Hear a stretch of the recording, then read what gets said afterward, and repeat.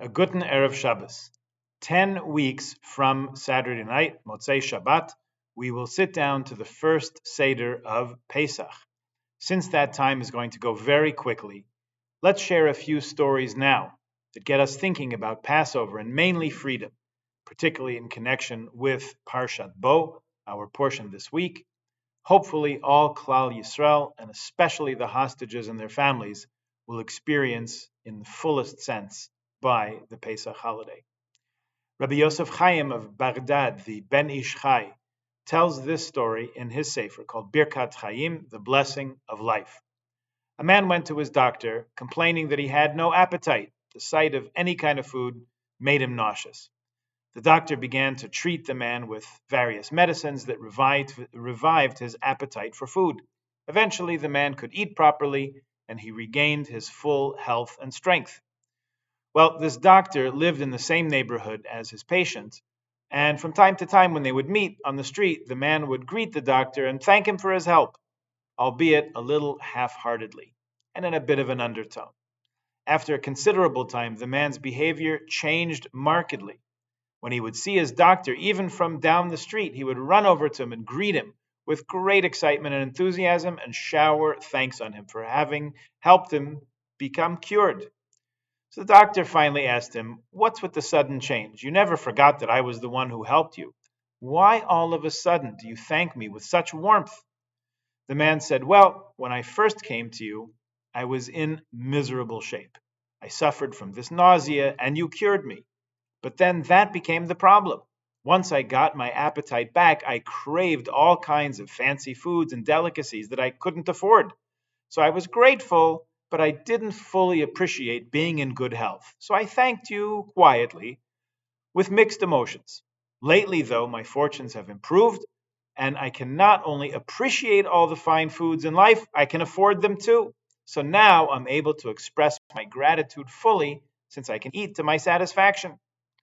Birkas Chaim explains, that's the way it is with the Jewish people in Egypt. When we were slaves in Egypt and absorbing the Egyptian culture, we were in a very low state of being. So God sent us Moshe Rabbeinu to take us out of that miserable status and revive us. Now that we had the nourishment and the nutrition of Jewish life for our souls and our bodies, we were in much better shape. Still, since we were in exile, we were unable to satisfy our lofty appetites from a spiritual point of view.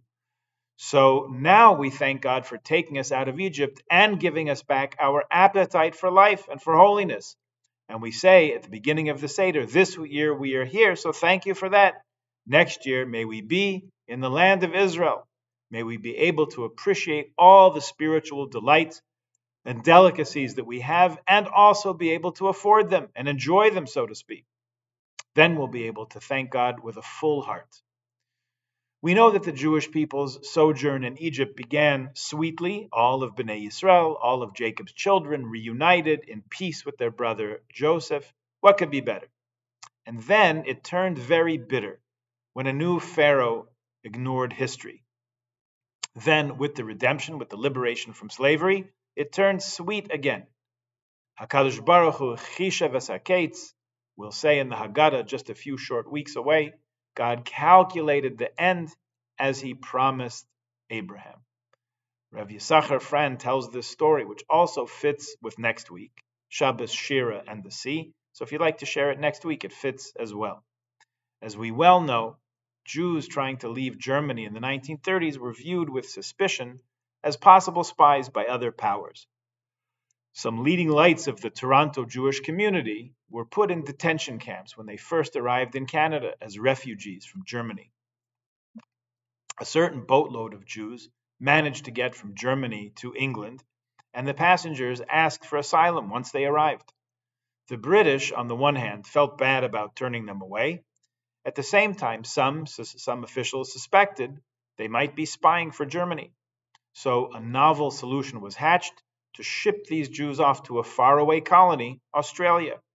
There was, of course, a great risk in sending them out on the high seas because of the danger of U-boats in the Atlantic. So very few crew were available and willing to make the journey. The government freed some criminals for prison to staff the boat, and they stripped the ship of any identifying marks, and they instructed the crew on the high seas not to respond to any radio requests to identify themselves. Using criminals as the ship's crew probably sounded like a good idea to the government officials who hatched the plan, but it was horrendous for the Jews on the ship. Shortly after they shipped out, the crew began to harass the Jewish refugees. They quickly figured that there was absolutely nothing stopping them from shaking down these passengers of their famed Jewish wealth. What they didn't realize is that these Jews had given up everything of value they had just to buy their way out of Germany. When the would-be thieves went through the passengers' luggage looking for valuables and money, they found nothing, just family photos, letters, and a few personal keepsakes of no market value at all. Angrily, they tossed some of the suitcases overboard. Can you imagine the devastation of these Jews, having escaped the home that no longer welcomed them, with a few precious mementos of their vanished world? Now even those were gone. They must have thought, why would Hashem do this to us? Somehow or other, the ship made it all the way to Australia, and the passengers began their new lives, built homes, families, businesses, and communities, and the bitterness of the journey faded with time. Fast forward some 40 years. In the 1980s, a diving team off the coast of Europe came across the wreckage of a U-boat. They found many items on board had been well preserved over the years, including the captain's log. That diary was translated and released to the press. The captain recorded that they had once spotted an unmarked boat which did not respond to any radio calls for identification. They contacted their high command for instructions, which were to sink the boat. As they were preparing the torpedoes to fire, they noticed suitcases floating on the surface with documents spilling out. So they sent a diver to retrieve them, and he found letters written in German. So, in the words of the captain in his diary, quote, "We left the boat in peace, thrilled that we had not acted too hastily and harmed our German brethren." End of quote. It took decades for those Jewish refugees to realize fully that those letters and keepsakes that they surely regretted the loss of were in fact the very thing that kept them alive, kept them from drowning in the deep. And as I was hunting around for a story about Pesach and our hostages these days, most of what is out there so far has to deal with the perplexity many Jews had last year, Pesach, in finding a way to talk about freedom over Pesach when more than 100 Jews remained in captivity, which at least on the face of it is exactly what the whole thing is about. What turned up is a story told by a Jew from Uganda, reflecting on events from nearly 50 years ago. His name is Gershom Sazomu, and here's what he writes. He says, at Passover, every person is supposed to feel as if he himself left Egypt. For me and the Jewish community of Uganda, we do not need to imagine. In our lifetime, we were rescued from slavery and saved by divine intervention in order to celebrate. When Field Marshal Idi Amin took power in Uganda by way of the gun in 1971, he outlawed Judaism and confiscated our synagogues and most of the Hebrew books. Practice of Judaism was punishable by death. He was a modern-day Pharaoh. He gave the community two alternatives, either to convert to Islam or Christianity or to remain unaffiliated. He murdered anyone suspected of opposing his rule, and judicial executions were the order of the time. Many Abayudaya feared for their lives and converted to the two majority religions, Islam and Christianity. However, things did not go well for Christians either. The Archbishop of the Church of Uganda was run over by army trucks in a staged managed accident, and the Chief Justice, who was also Christian, was shot dead on Amin's orders. Growing up during this era was a hard pill to swallow. Adults and children would shout insults at Jews. No one did anything to stop them. We were not permitted to wear any Jewish symbols, including kippot, nor were we allowed to appear anywhere near the synagogue premises. We dared only to pray and learn under the cover of night in our bedrooms. My father, Rabbi Yondav Kaki, was caught studying in the sukkah that he had built in the backyard of our house and only survived after the arresting officer demanded a bribe. 3 leaders of the community, including Were and Yaakov Kaskaya, were arrested and tortured for collecting iron sheets that had been blown off the roof of the Moses synagogue in Nabogoya. In that same year, when a hijacked plane full of Jews was held at Entebbe by Palestinian terrorists, but with the permission of Amin, a fast was secretly declared and silent prayers were conducted, each family praying in their bedrooms. The daring rescue of the hostages gave hope to community members that sooner or later Amin would go.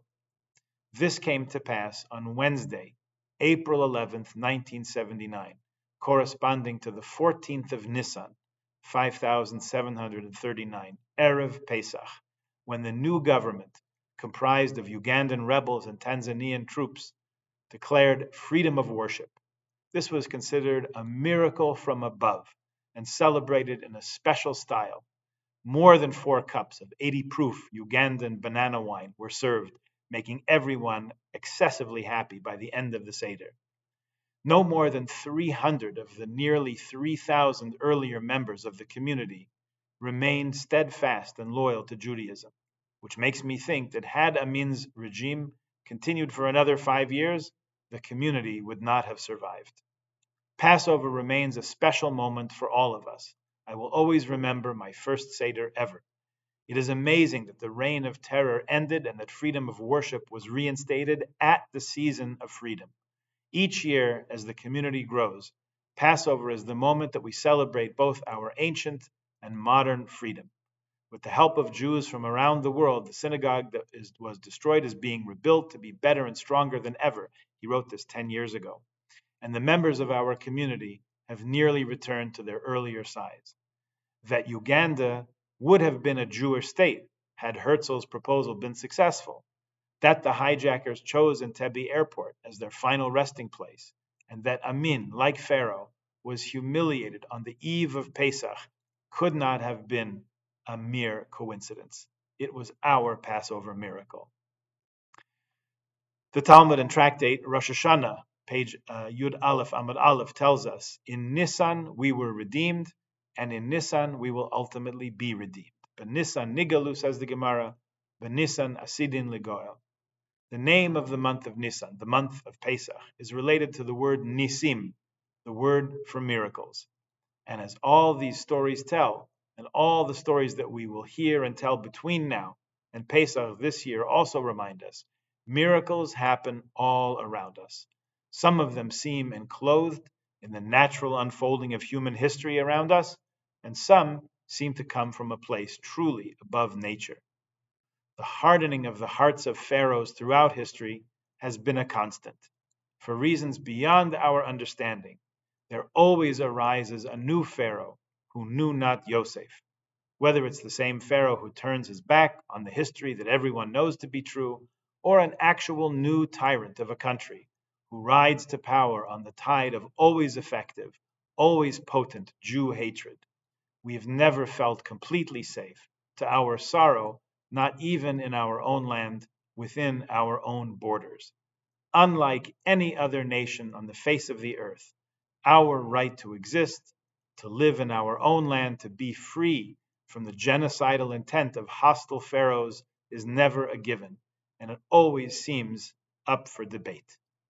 Just as in the portion of Bo that we read this week, when freedom finally comes to the Jewish people, we pray and hope and look forward anxiously to true and complete freedom for our people in our land and wherever we live. The truth of the matter is, when nations of the world and their pharaohs free themselves from their murderous designs on Israel, they too will become much more free. And that day cannot come soon enough. Good Shabbos, Shabbat Shalom.